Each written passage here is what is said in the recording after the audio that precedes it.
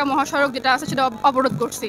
এবং এই অবরোধ করার পিছনে কারণ হলো আমরা রেজওয়ানা চৌধুরীর পদত্যাগ চাই এবং আমরা আমাদের যে ক্যাম্পাসের যে অর্থায়ন বাস্তবায়নটা ছিল ডিডিপিতে সেটা আমরা পূর্ণ বাস্তবায়ন চাই, যেন সেটা এই ইতিমধ্যেই করা হয় এবং আমাদের যেন ক্যাম্পাসটা আমরা পূর্ণাঙ্গ রূপে ফিরে পাই, এটাই আমাদের দাবি।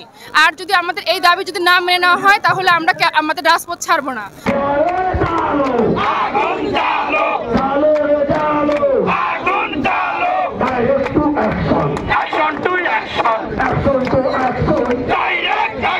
আমাদের সংশোধিত ডিপিপি অবিলম্বে আমরা পাস চাই, কারণ আমাদের শিক্ষার্থীরা আর কতদিন স্থায়ী ক্যাম্পাস, টিএসসি, ক্যাফেটেরিয়া, হল এগুলোর সংকট থেকে মুক্ত হবে? পায়ে হেঁটে আর কতদিন তারা ভাড়া ক্যাম্পাসে তাদের শিক্ষা কার্যক্রম পরিচালনা করবে? শিক্ষকরা আর কতদিন ছোট্ট সংকীর্ণ রুমে বসে বসে তাদের প্রাতিষ্ঠানিক শিক্ষা প্রদান করবে? তাই আমরা আজকে দাঁড়িয়েছি, দাবি পূর্ণ না হওয়া পর্যন্ত আমরা এখানে থাকবো।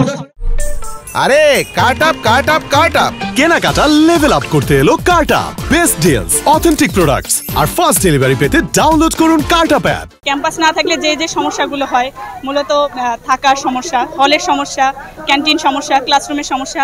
আমরা হচ্ছে ভাড়ার রুমগুলো যেগুলোতে ক্লাস করি সেখানে পর্যাপ্ত পরিমাণ ক্লাসরুম নেই।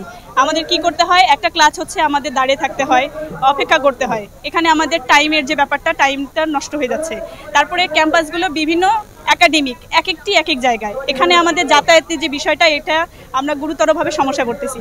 কারণ আমাদের তো অর্থনৈতিকভাবে আমরা আসি পাবলিক ইউনিভার্সিটিতে, যাতে আমাদের খরচটা একটু কম হয়।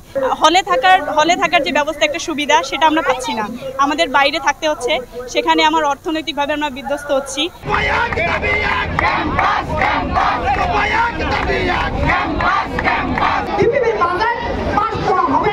ততদিন পর্যন্ত আমাদের কর্মসূচি থাকবে।